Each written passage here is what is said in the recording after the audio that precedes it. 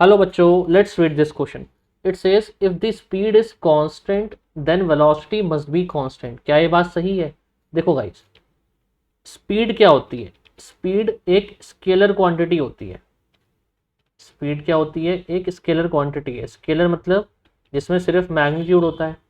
Scalar मतलब जिसमें सिर्फ मैग्नीट्यूड होता है. ठीक है. ऑन द अदर हैंड, अगर मैं आपसे बोलूं वेलोसिटी, तो गाइस वेलोसिटी जो है एक वेक्टर क्वांटिटी है. वेलोसिटी कैसी क्वांटिटी है? एक वेक्टर क्वांटिटी है. वेक्टर मतलब जिसमें डायरेक्शन और मैग्नीट्यूड दोनों चीज़ें होती हैं.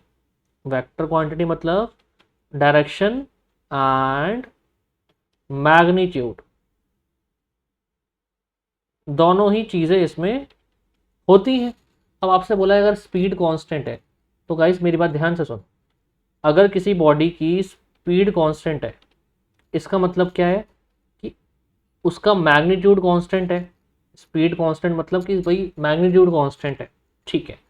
अगर वेलोसिटी जो है उसमें डायरेक्शन और मैग्नीट्यूड दोनों चीज़ें आ रही हैं, तो वो कह रहा है क्या वेलोसिटी भी कांस्टेंट रहेगी अगर स्पीड कांस्टेंट है? देखो गाइस, बेसिकली वेलोसिटी का जो मैग्नीट्यूड होता है वो स्पीड होता है.